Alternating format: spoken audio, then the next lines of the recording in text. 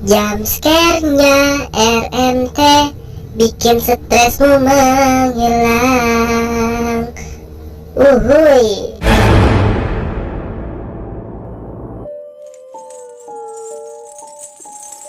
Dia ngeliat Sari di sebuah lapangan yang luas dan keadaan Sari dirantai oleh si jubah merah. Di situ, si jubah merah tertawa bahagia melihat keadaan Sari. Si Sari ini nggak bisa gerak dan dirantai. Awalnya, si Alwi ngiranya itu cuma bunga tidur, tapi kejadian itu berulang selama beberapa malam.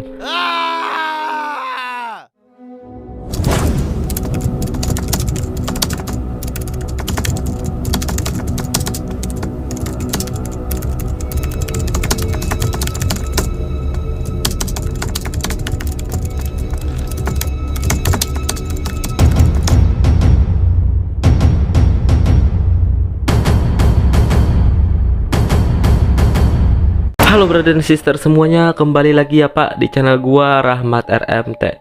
Kaget boleh, jantungan jangan. Seperti biasa kita akan bercerita tentang kisah horor lagi.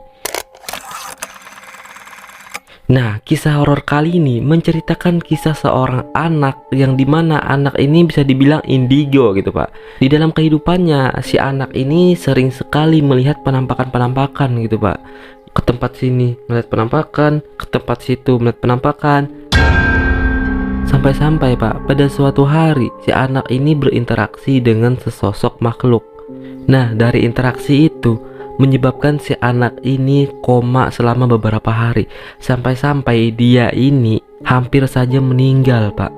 Sebenarnya bisa dibilang bukan hampir meninggal lagi ya Pak ya, tapi takdirnya emang harus meninggal.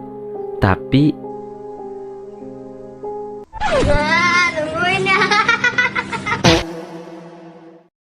penasaran nggak gimana kira-kira si anak ini bisa selamat atau enggak?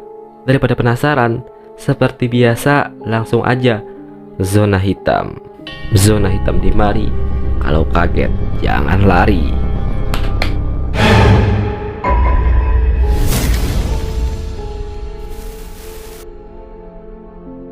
Cerita ini dimulai oleh seseorang anak yang bernama Sari.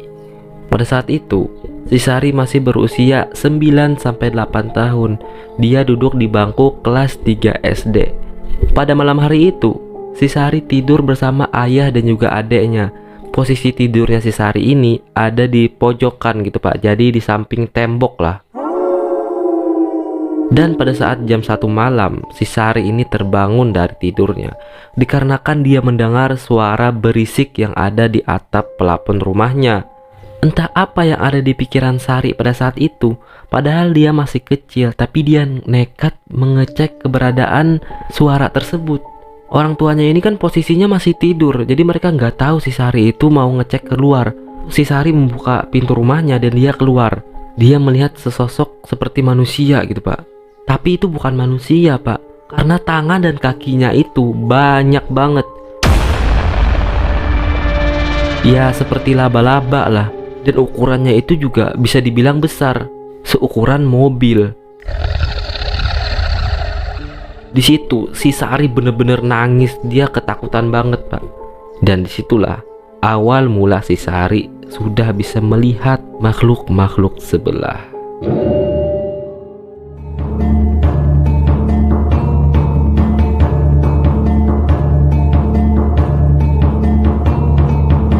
Singkat cerita, beberapa tahun kemudian, si Sari ini sudah dewasa. Pada saat itu, si Sari ini sudah duduk di bangku SMA. Dikarenakan posisi sekolahnya si Sari ini lumayan agak jauh dari rumah. Makanya itu orang tuanya Sari menyarankan dia untuk ngekos. Dan si Sari pun setuju. Biar dia nggak terlalu ribet tuh buat ke sekolahan harus memakan waktu yang cukup lama. Si Sari ini, dia ngekos sendirian Pak. Tapi alhamdulillah banget, dia ini dapat kosan yang jaraknya itu sangat dekat dengan sekolahan. Kosannya ini tepat berada di depan sekolahan Pak. Dan hal itu menguntungkan bagi si Sari Pak, karena dia juga nggak bisa bawa motor. Sehari 2 hari ngekos di sana, si Sari ini masih enak-enak aja, nggak ada gangguan sama sekali Pak. Paling malam-malam dia cuma dengar suara orang jalan doang. Dia paling mikir itu cuman orang yang ada di warung, karena kebetulan di depan kosnya ini itu ada warung, Pak. Singkat cerita lagi nih, gak kerasa si Sari ini udah 1 bulan ngekos, Pak. Sampailah pada suatu malam. Pada malam itu malam Rabu, Pak.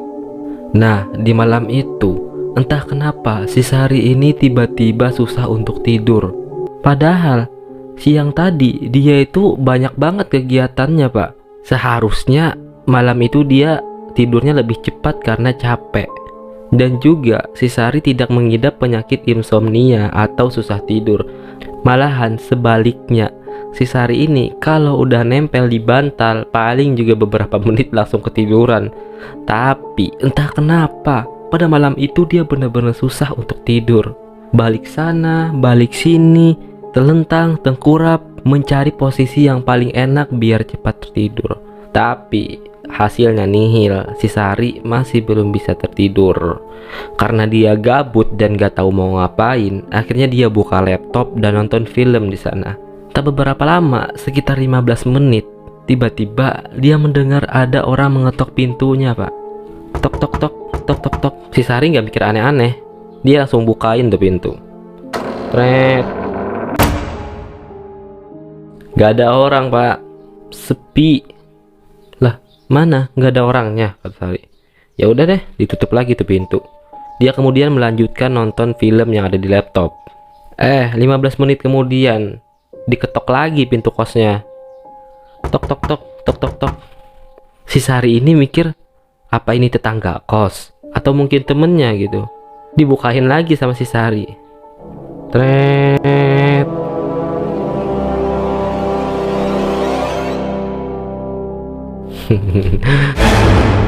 Gak ada, Pak. Gak ada orangnya, kosong. Sepi, benar-benar sepi. Karena udah kedua kali si Sari ini udah fix ini. Pasti ini bukan kelakuan manusia. Kenapa? Karena jalan menuju kosnya Sari ini cuman bisa dilewati lewat samping warung itu. Sedangkan pintu warung itu, pintu gerbang warung itu maksudnya, sudah tertutup. Udah tuh. Di situ Sari udah sadar. Dia langsung tutup pintunya. Laptopnya kemudian langsung dimatikan dan dia langsung berpura-pura tidur. Tak lama setelah itu, Pak, pintu kosnya ini diketuk lagi. Tok tok tok tok tok tok tok tok. Si Sari udah nggak mau ngebukain lagi. Ini pasti bukan manusia. Didiemin tuh sama si Sari, Pak. Ada tuh sekitar 5 menitan pintu itu terus diketok. Tok tok tok tok tok tok tok tok. Dibiarin pokoknya sama si Sari. Sampai akhirnya tiba-tiba tenda atau horden kamarnya si Sari ini kebuka. Tret.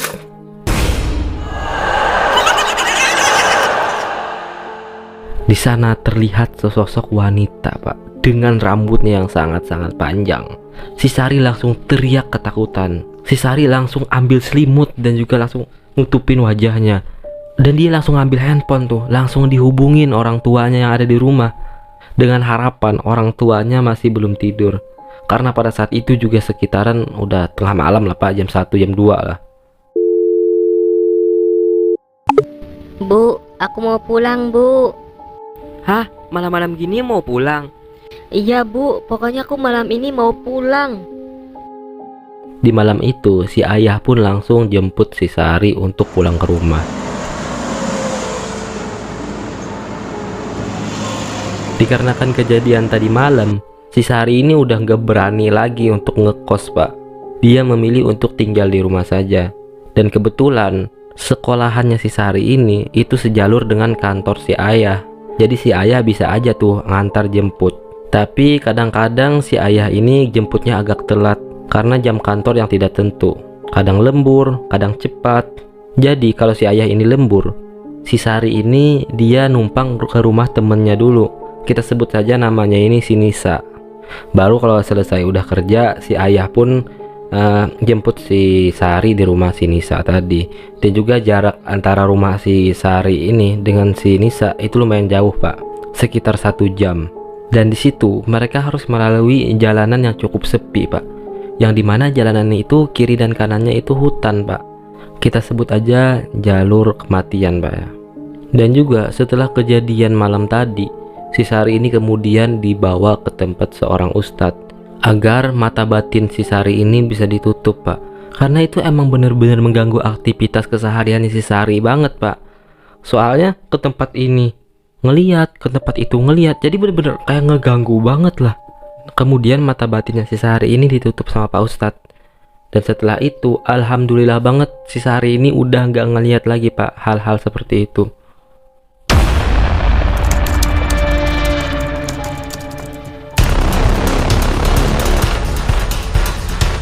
Singkat cerita lagi, Pak, si Sari akhirnya duduk di kelas 12 atau kelas 3 SMA. Nah, mata batinnya si Sari ini kan udah ditutup tadi, Pak.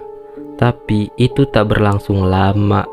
Pada hari itu, di hari Kamis, si ayah ini kerjanya lembur, jadi nggak bisa pulang cepat. Dan seperti biasa, si Sari pun ikut si Nisa untuk ikut pulang ke rumahnya. Pada saat itu, sekitaran jam 11 malam, barulah kerjaan si ayah kelar, Pak. Si ayah bergegas untuk pulang dan tak lupa menjemput si Sari yang berada di rumah Nisa. Setelah menjemput Sari, si ayah ini gak langsung pulang, tapi mereka makan-makan dulu tuh. Otomatis mereka pulangnya jadi lebih lama lagi nih, Pak. Dan tak lupa juga, jalan menuju ke rumah si Sari tadi harus melewati yang namanya jalur kematian. Di jalur ini, sebelum mata batin si Sari ini ditutup, dia sering banget, Pak, ngelihat penampakan-penampakan yang ada di hutan tersebut. Dia melihat penampakan-penampakan itu dengan fisik yang mengerikan. Karena rata-rata dari mereka itu fisiknya ini kayak ada yang hancur, terus juga luka-luka. Menurut gua ya, kayaknya itu tuh orang-orang pejuang zaman dulu, bukan sih? Tapi yang nggak tahu ya, itu cuman pemikiran gua doang sih. Mereka kan masuk tuh ke dalam jalur kematian tadi. Di jalur itu benar-benar sepi, Pak. Ditambah lagi tengah malam, ditambah lagi pencahayaan di jalur itu sangat-sangat kurang. Lampunya itu ya cuman nggak banyak gitu, Pak. Setelah 1 kilometer masuk ke dalam hutan tersebut, tiba-tiba si Sari melihat sesosok makhluk. Sreng. Ayahnya ini kan bawa motor. Tiba-tiba ada yang mengikuti mereka, Pak. Sesosok wanita dengan jubah merah.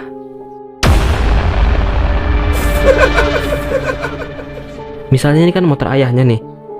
Si jubah merah itu ngikutin di samping gini, Pak, sambil melayang.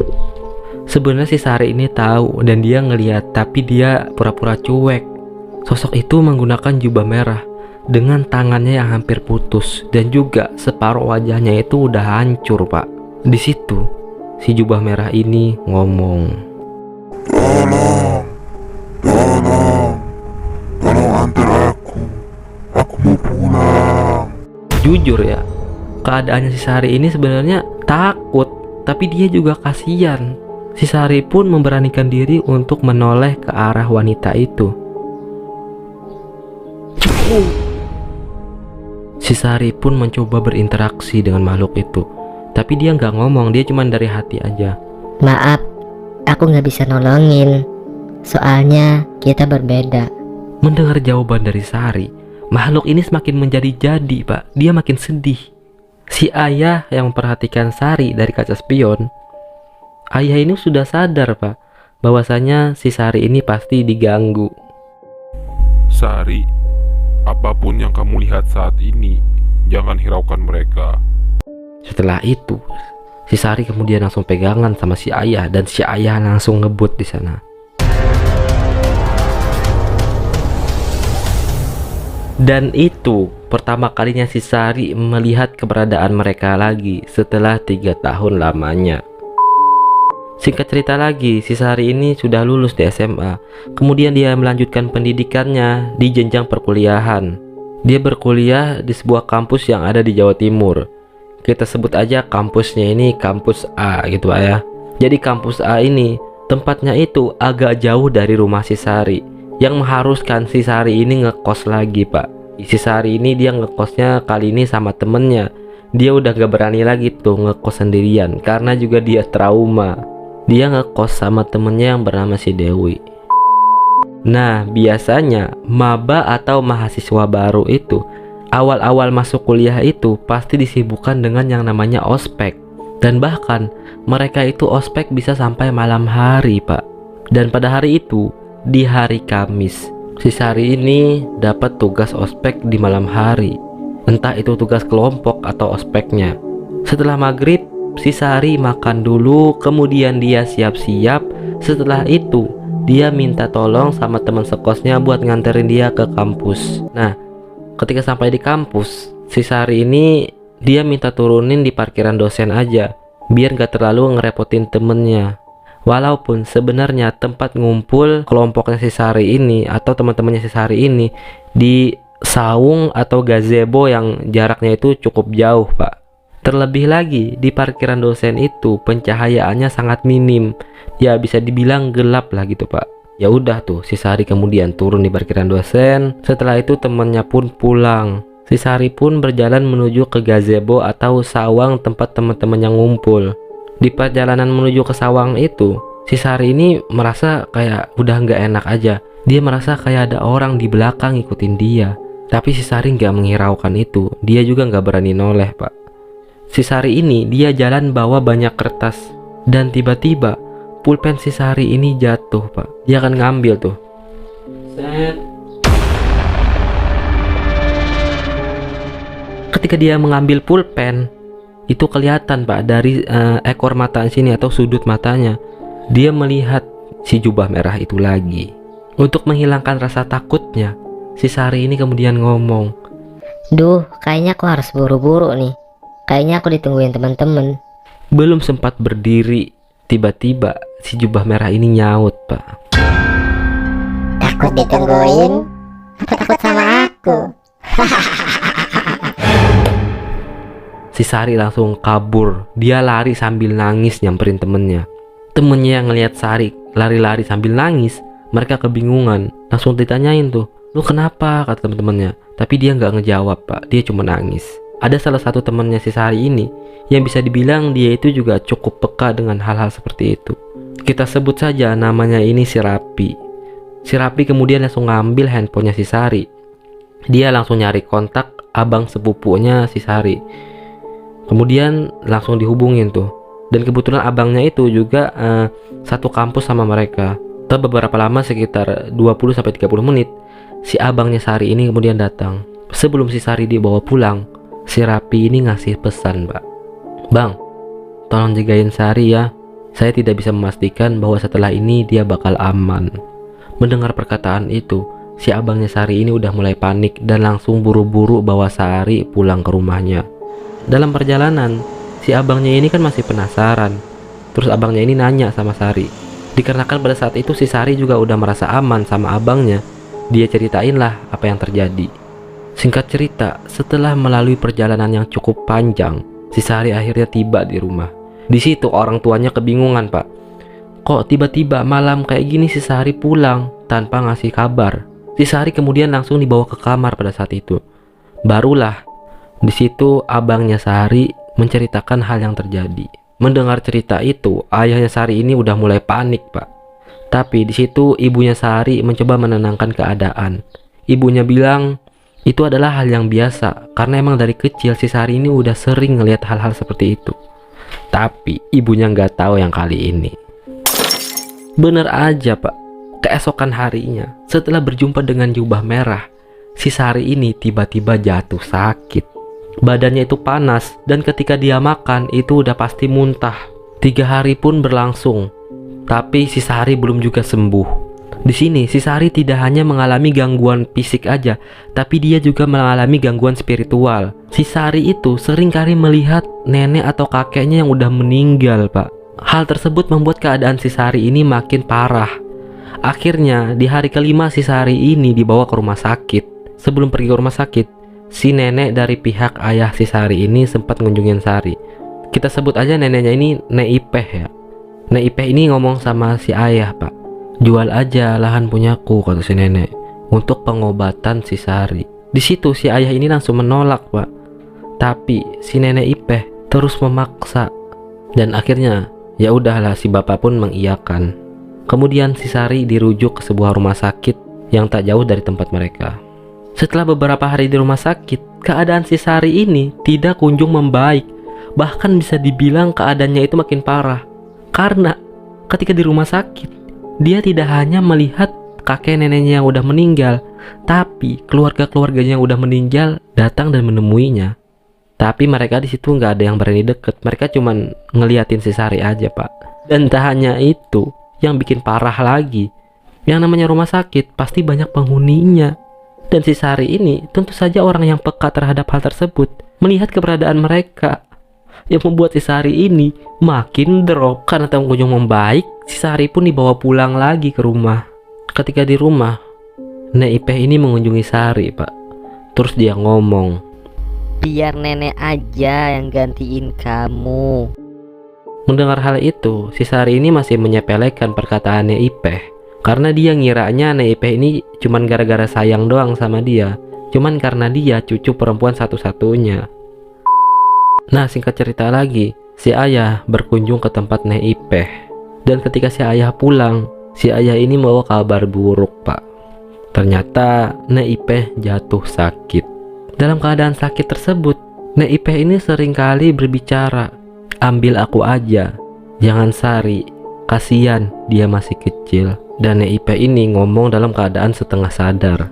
Si bapak ini melihat keadaan mereka yang belum juga membaik. Akhirnya Nek Ipeh dan si Sari ini dirujuk ke rumah sakit yang ada di kota. Di rumah sakit itu mereka dirawat di kamar yang berbeda. Yang ngejaga mereka itu cuman orang tua si Sari sama tantenya. Jadi kalau siang hari itu si Sari dijaga sama si ibunya, dan malamnya si Sari dijaga sama si ayah. Kalau Nek Ipeh tadi paginya itu dijaga sama tantenya, dan malamnya dijaga sama ibunya Sari. Karena Nek Ipeh ini cuma mau tidur sama ibunya Sari. Sampailah pada suatu hari, si tante ini gak bisa datang untuk ngejagain si Nek Ipeh. Dan dikarenakan pada saat itu si bapak juga udah hampir sampai ke rumah sakit, akhirnya mamanya si Sari ini pindah kamar untuk ngejagain si nenek. Dan pada saat itu si Sari ini hanya berdua bersama adeknya yang kecil. Karena ibunya mikir, tak beberapa lama juga si ayah juga pasti bakal datang. Ya udah tuh ditinggalin si Sari sama adeknya. Di situ si adeknya asik main game dan si Sari nonton TV. Ketika si Sari ini nonton TV, tiba-tiba ada yang mengelus kakinya. Setelah dilihat, ternyata itu adalah kakek dan neneknya yang udah meninggal.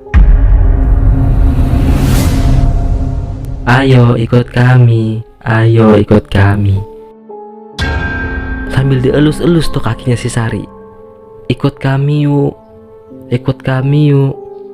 Awalnya mereka itu ngomongnya lembut, tapi lama-kelamaan, "Ayo ikut kami, ayo ikut kami." Yang tadi awalnya mengelus, tiba-tiba berubah jadi cengkeraman. Di situ si Sari ini langsung nangis dan teriak. Adeknya yang melihat si Sari ini nangis, kemudian langsung menghubungi ibunya dan juga langsung manggil perawat yang ada di sana. Tapi ketika perawat itu udah dateng, si Sari udah ngeblank. Jadi di sini ada dua kisah dari si Sari dan juga kisah dari Nek Ipeh tadi. Nah, kita masuk dalam cerita Nek Ipeh tadi dulu ya, Pak ya.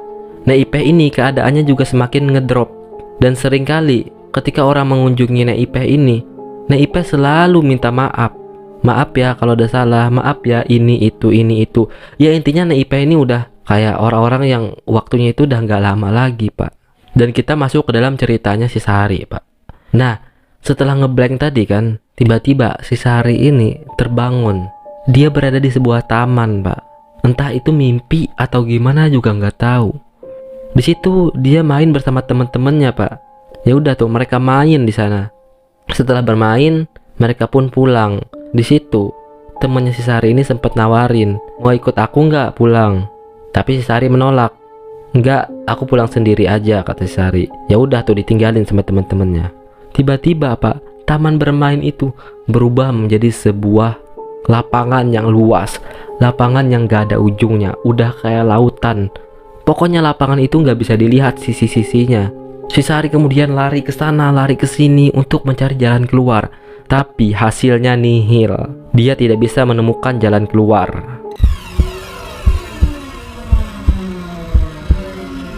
Tiba-tiba terdengar suara seorang pria lari ke arah timur. Mendengar hal itu, si Sari pun lari ke arah timur. Ketika dia sampai, ternyata di arah timur itu dia menemukan sebuah tembok besar, Pak. Kayak bukit batu gitu. Dan bukitnya itu lumayan tinggi, tebing lah. Ayo Sari, cepat naik, waktumu gak banyak. Si Sari kenal sama suara yang ngomong itu. Itu adalah suara temennya waktu SMA. Temennya ini bernama Alwi. Dia sebenarnya juga bingung kenapa tiba-tiba ada suara Alwi. Padahal Alwi ini bukan orang yang akrab juga dalam kehidupannya. Bahkan dia kenal Alwi ini karena Alwi ini merupakan temen mantannya dia. Jadi ya sekedar kenal gitu aja, Pak. Sebelum manjat dan sebelum naik tebing itu, si Sari ini sempat noleh ke arah belakang. Dan di sana terlihat Nek Ipeh. Nek Ipeh tersenyum ke arah si Sari. Pada saat itu, si Sari ini bingung, Pak. Apakah dia harus naik ke atas dan ninggalin Nek Ipeh?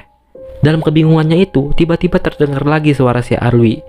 Ayo buruan naik cepat. Waktumu gak banyak. Kemudian si Sari noleh lagi sama neneknya. Dan di situ Nek Ipeh cuman mengisyaratkan seakan-akan ayo lakukan. Ya udah tuh, naiklah si Sari ke atas. Ketika sampai di atas, si Sari kemudian bertemu si Alwi. Dia langsung berterima kasih sama si Alwi. Dan di situ si Alwi ngomong, "Selamat, kamu selamat."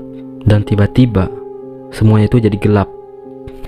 Setelah gelap itu, tiba-tiba terlihat cahaya. Dari yang awalnya gelap, tiba-tiba terang. Dan ternyata di situ si Sari sudah berada di ruangan darurat. Di situ dia sudah menggunakan oksigen. Dan di situ keadaan orang tuanya sudah nangis-nangis, Pak. Seakan-akan si Sari ini udah gak bisa diselamatkan lagi. Dan dokter juga sempat memvonis seperti itu, Pak. Tapi alhamdulillahnya di sini si Sari udah sadar kembali. Di situ si Sari benar-benar penasaran dengan arti mimpinya tadi. Dia mikir itu pasti bukan hanya sekedar bunga tidur aja, pasti ada sesuatu dari mimpinya tadi. Beberapa hari setelah itu, si Sari pun dibawa pulang ke rumah karena keadaannya sudah membaik. Di situ si Sari udah bisa makan, walaupun cuma makan susu dan roti. Tapi sebaliknya, Nek Ipeh keadaannya semakin parah di situ, Pak. Nah, akhirnya Nek Ipeh ini minta untuk dipulangkan di rumah saja. Dia pengen tidur di sampingnya Sari. Walaupun sebenarnya pihak rumah sakit tidak mengizinkan, tapi Nek Ipeh memaksa. Ya udah tuh, dibawalah pulang si Nek Ipeh. Di rumah, di ruang tamu, Nek Ipeh tidur bersama si Sari. Di situ, Nek Ipeh memeluk Sari dan bilang, "Kamu selamat, Nak." Dan tak beberapa lama setelah beliau mengatakan itu, beliau menghembuskan napas terakhirnya. Dan Nek Ipeh meninggal dunia.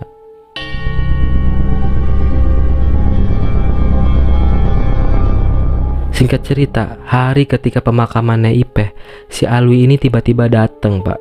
Si Alwi ini notabene kan bukan orang yang dekat sama si Sari. Bahkan dia rela-rela dari luar kota ninggalin dinasnya untuk menghadiri acara pemakaman itu. Setelah pemakaman Nek Ipeh selesai, si Alwi pun menghampiri si Sari. Dia minta waktu untuk ngobrol. Nah, disitulah si Alwi menceritakan bahwasanya beberapa hari sebelum itu, si Alwi ini sering banget mimpiin si Sari.